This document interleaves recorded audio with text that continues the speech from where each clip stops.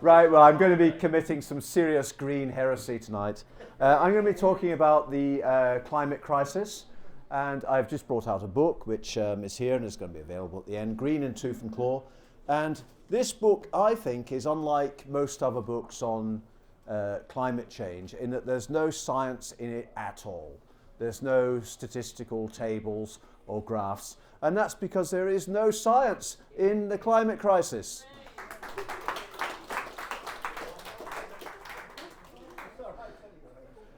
I'm going to be talking for the next 20 minutes or so on how a predatory masterclass is using ecological doom and cultural Marxism, the tactics of cultural Marxism, to impoverish, enslave, and depopulate humanity. Now, the next slide is really important because this sets a scene for the whole reason why they are doing this. Okay?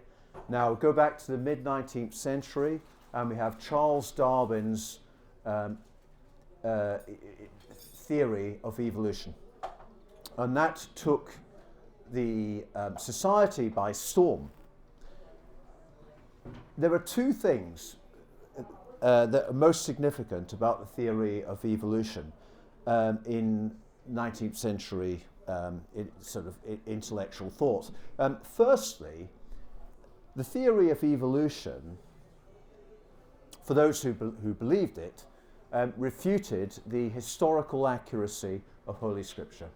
So the world and the universe were not 5,000 years old or whatever the Bible says, in fact, millions of years.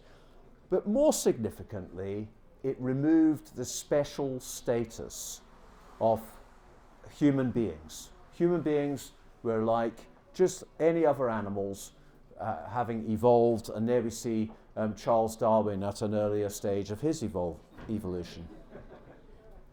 Now, Darwin's theory led to something that became known as social Darwinism. And in the 19th century, the late 19th century, sort of the Industrial Revolution started in England, but it was also taking place in other countries in Western Europe. And the ruling class was starting to get worried because there was this huge, massively increasing working class population. And they were starting to get a little bit agitated, the working class, and they were forming the beginnings of trade unions. And there was also some sort of government response to pressure to give better conditions for the working class, the beginnings of a sort of welfare system. We went from sort of Christian philanthropists to kind of state secularized systems to support people. For example, the Public Health Act, things that were being done to improve the lot of the poor. And this led to a sense that society was going against the principle of nature. Survival of the fittest was becoming survival of the unfittest. And this was a big problem. So Darwin's cousin, Francis Galton, founded the Eugenics Society, which was all about, eugenics was all about improving the human stock. And this was in the context of the ruling class worrying for their future, worrying that they could become overwhelmed by these sort of lesser quality masses. And perhaps epitomizing this thinking, because eugenics was very big across the intelligentsia. In the early 20th century, all politicians, doctors, literary figures. Here we have George Bernard Shaw, the Irish playwright. And you see that quote from him there. There is now no reasonable excuse for refusing to face the fact that nothing but a eugenic religion can save our civilization. George Bernard Shaw also, in 1910, I think it was, proposed the gas chamber for the undesirable elements of society. The first major eugenic event was the First World War. Now, the historical narrative tells us that war started after the Archduke Ferdinand was shot in Serbia, but that's hardly a good explanation for millions of young men from the working classes of France, Belgium, Britain and Germany being slaughtered in the mud of Flanders. The First World War was a eugenic exercise, but war has only got a temporary effect in controlling and suppressing the population.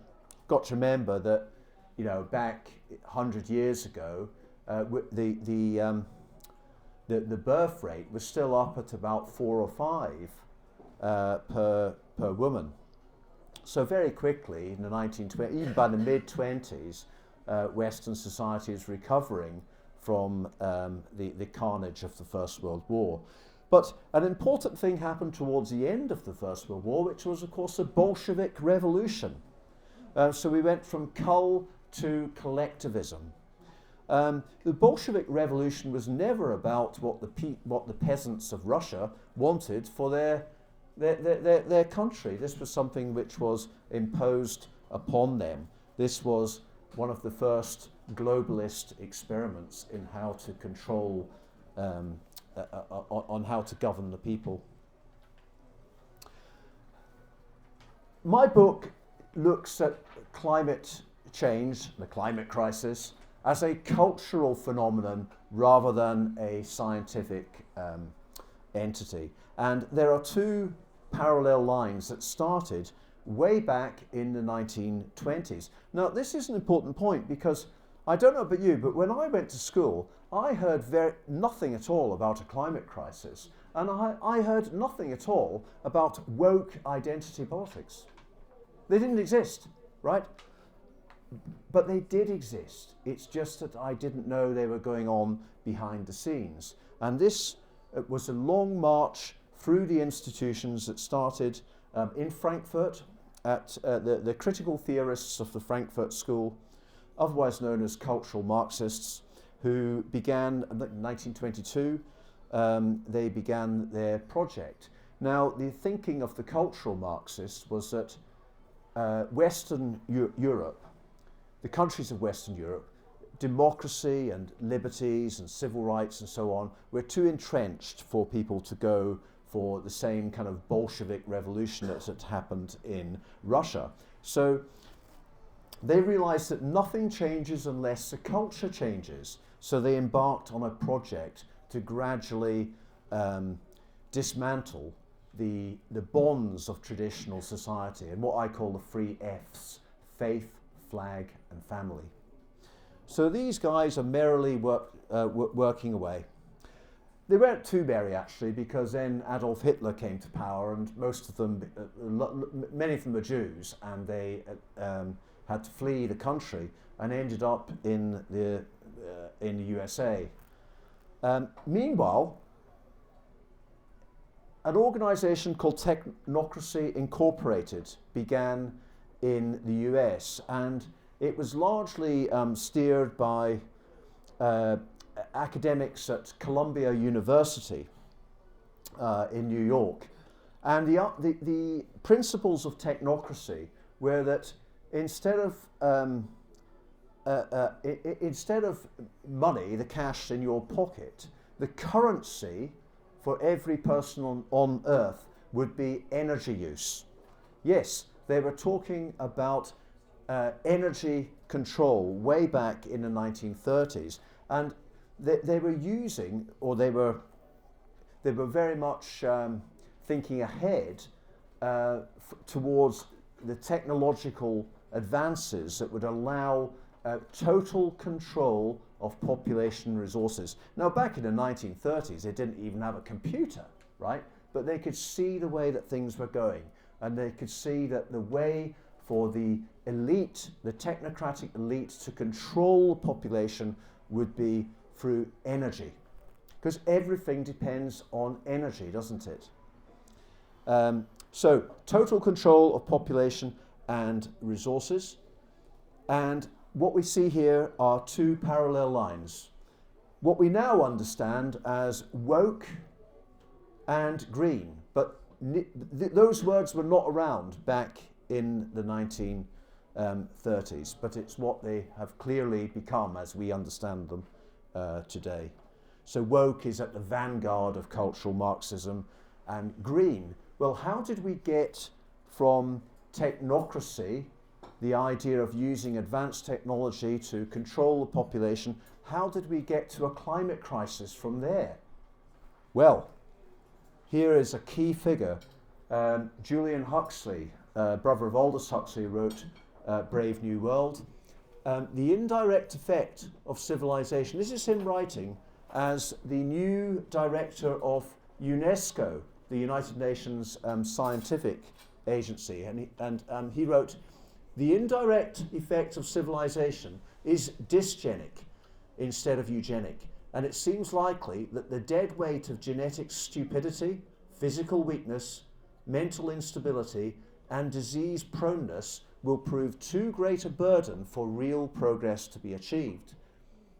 Though any radical eugenic policy will be for many years politically and psychologically impossible, it's important for UNESCO to see that much that now is unthinkable may at least become thinkable. He was writing after the Second World War, after the Third Reich, when eugenics had been completely discredited by the, Dr. Mengele and the Nazi regime. It was far too distasteful. But what Julian Huxley is basically saying there is eugenics is dead. Long live eugenics. Yeah. And now we come to Anno Domini, because in my book I refer to the climate change agenda, the green ideology, as a secular religion.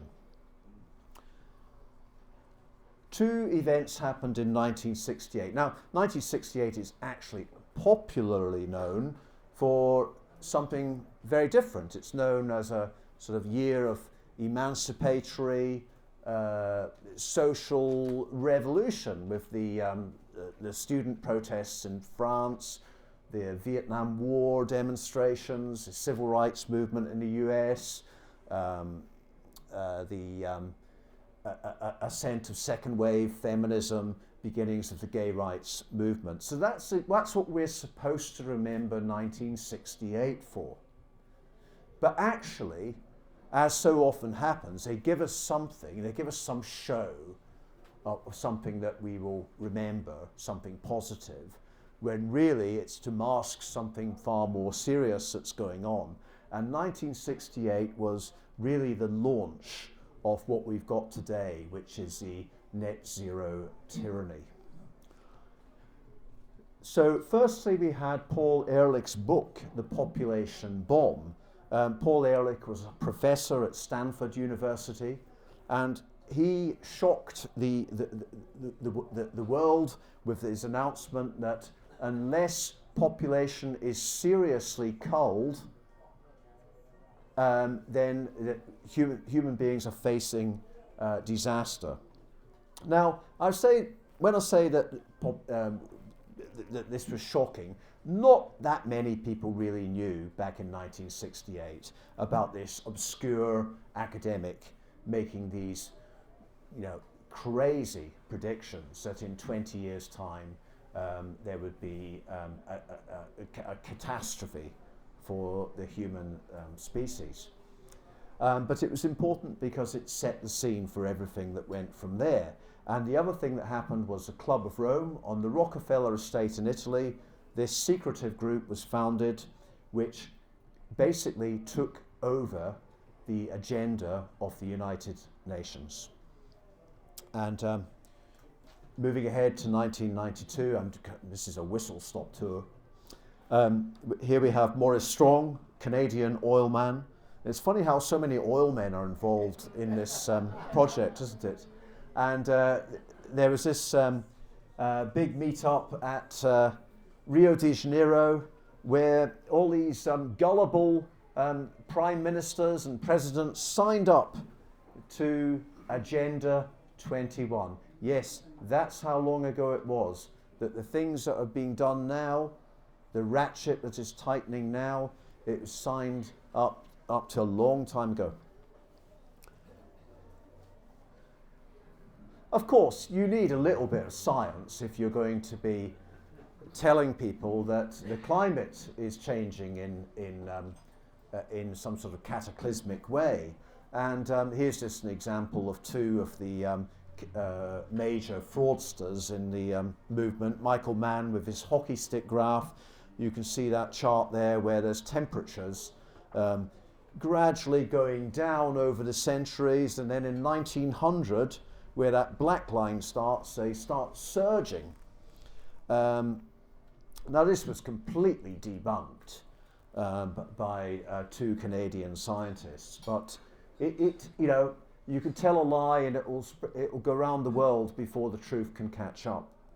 And then Al Gore, the failed US presidential candidate, with his book and video, An Inconvenient Truth, where he made all kinds of predictions, such as that by 2100, the sea levels across the world, the sea levels will have risen by 20 feet by the end of this century.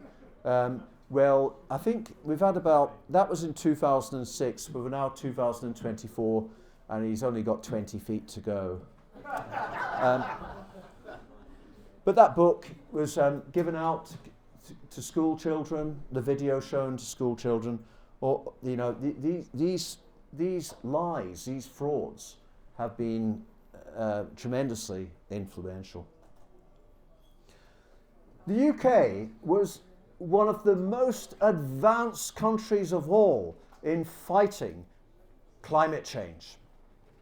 And that's because of this lovely Hungarian oligarch by the name of George Soros, who took Tony Blair under his wing back in 1997.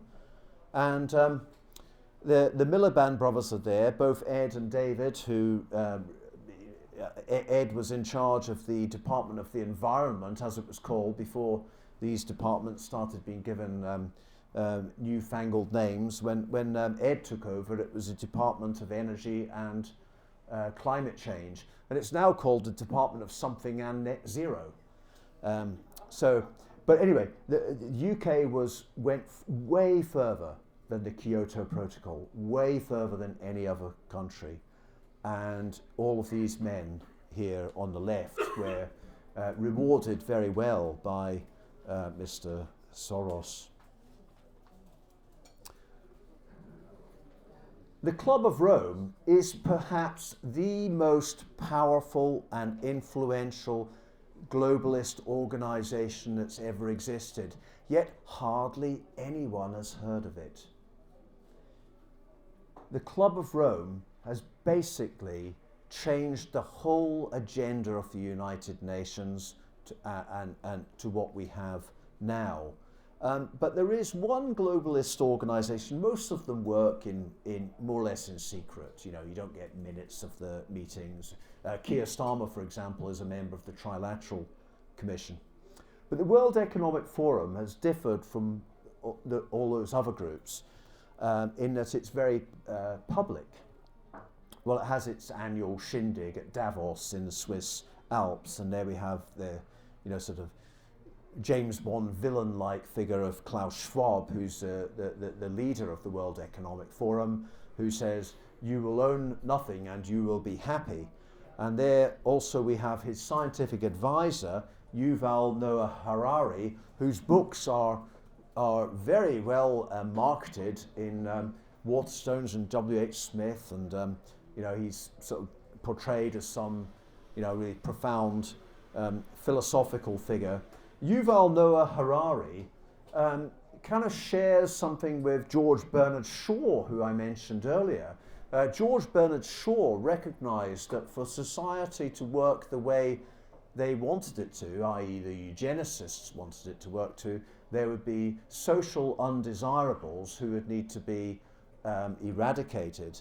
Yuval Noah Harari uses a slightly kinder term. He says useless eaters, and when he was asked what should happen with all the useless eaters, with automation and AI and not having any jobs to do, you could see he was thinking, how much can I get away with saying here? So he said, oh, just give them video games. And drugs. What we're about to experience, I think, over the next 10 years is we're going to definitely see the beginnings of a quite obvious program of rural clearance. Now this is something, again, that my book goes into, which you don't see much of in other books that are critical of the climate change agenda. So China, since 1949, has been a laboratory for the New World Order. And one of the things that the Chinese communists have done is they have moved people wholesale out of the countryside into cities. That's why in China they have all these cities with 60-story tower blocks that appear almost overnight. Look, I doubt if anyone in here could name all the hundreds of cities in China that have been built in the last 20 to 30 years. They have sprouted up everywhere. And that bringing people out of their sort of agricultural existence into the cities where there are factories, and China has become the workshop of the world. There's no net zero in China. But the point I really want to get across here is that China has shown how they can get the people, even the biggest populated country in the world, right, I think it's just been overtaken by India, but move people out of the countryside into cities where they can be placed under total control, total surveillance. Social credit system, of course, is up and running in China, and it will be coming to a town near you. Just very quickly on this slide, I'd like to mention, we all know Sadi Khan, the Mayor of London. He's also the head of C40 Cities, which is all about pushing net zero and pushing the smart city idea. In smart cities, there will be very rigid restrictions on what people are allowed to do, total surveillance. The airports are going to close. How many people are aware? Up the road we've got Gatwick Airport, that it's only got a few years left in operation. Now, some people think that's crazy, that's fantastic, you know. Well, this is what the government sponsored report Absolute Zero has said, that by 2030, I think it is. Now, I think that's unrealistic. I don't think they'll close all the airports by 2030, but it is going to happen. It is going to happen. Just for example, in France, they have banned any flights that for journeys you could do by train within 3 hours or something like that.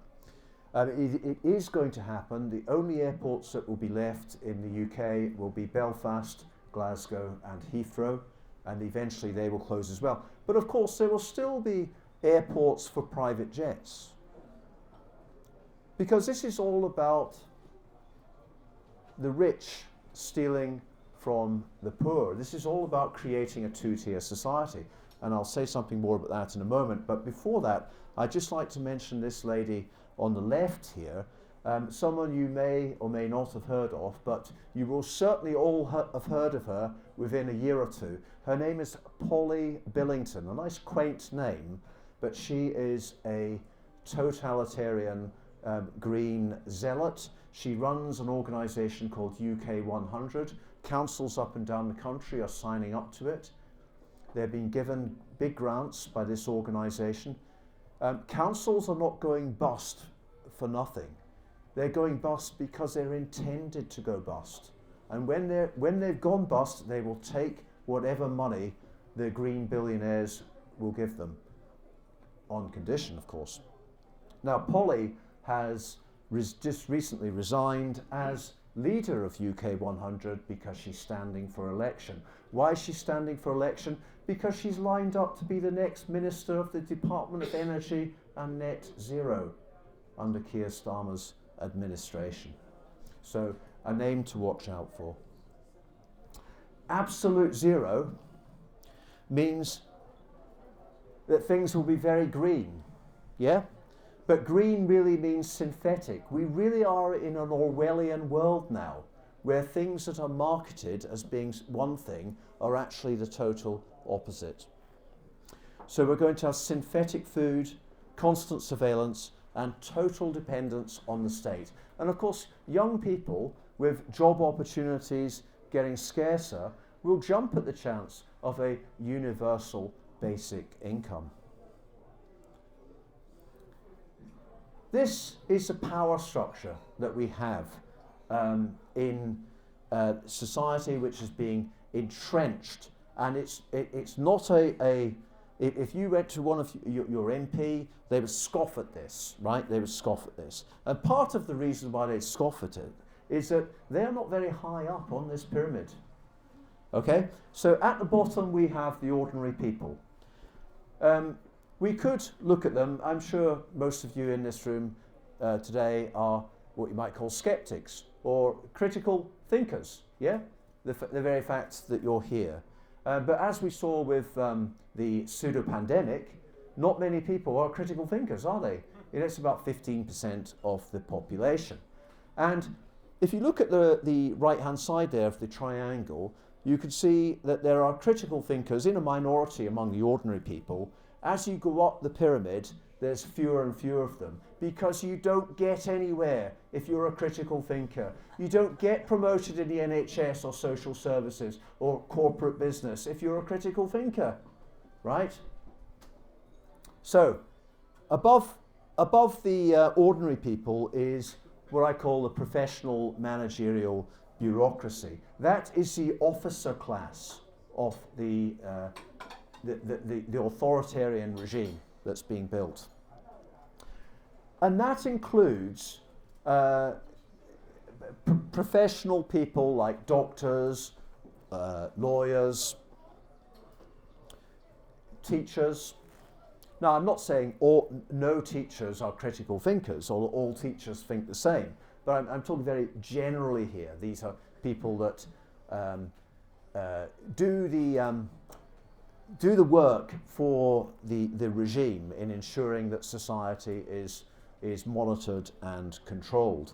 But also in that level of the professional bureaucracy, I would include local councillors, I would include backbench MPs. If you're a cabinet minister, you're probably on the verge of getting up to the next level, certainly if you're a leader.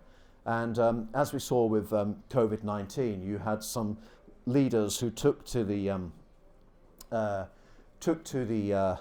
lockdown and the vaccination programs like a duck to water. You know, they thoroughly enjoyed locking people in their homes. Jacinda Ardern, Justin Trudeau, and Boris Johnson, Nicola Sturgeon, global leaders. But I would also include among global leaders some really big names that we often accuse of being people who are kind of running the show, but I don't think they are running the show. And I would include in that Tony Blair, Anthony Fauci, George Soros, Klaus Schwab. They are not at the apex. They are not at the top of this pyramid, because a good clue as to why they're not at the top of the pyramid is because you know them, you know their names. The ones who are really running the show are nameless, they're anonymous, and that puts us in the position of sounding very much like paranoid conspiracy theorists, because we talk about they. them, and if we're challenged, oh, who's they, who's them? And we can't answer that, right? I mean, who are they? I mean, they're probably Fabians, Freemasons, Zionists, British aristocracy, I don't know. But they are not people who are who we can name. We do, however, we critical thinkers, have a resistance movement which we're gradually building. And look, isn't it wonderful to see so many people here tonight, people that don't just lap up the official narrative. The Great Resist, they've got their Great Reset, we've got our Great Resist. And here's a few things that sprouted up during the pseudo-pandemic, yellow boards, the Light newspaper that I write for every month, Stand in the Park, huge protests in London, which the authorities tried to put down with brutal policing. Lots of things going on, events such as like at the Hope, Sussex. So Michael Jackson was the king of pop, Bill Gates is the king of Depop. And Bill has often talked about things like the final solution and how introducing new vaccines could shave another 15% off the population. You know, maybe these were just gaffes, but I think Bill is doing a good job for the regime. So I'd like to just finish by saying that green is a cloak of virtue worn by the new Puritans, who are useful idiots really for the technocratic elite who are creating a two-tier society. Net zero is neither for nature nor humanity, but to impoverish, enslave, and depopulate. This book, ladies and gentlemen, is Resistance. Thank you.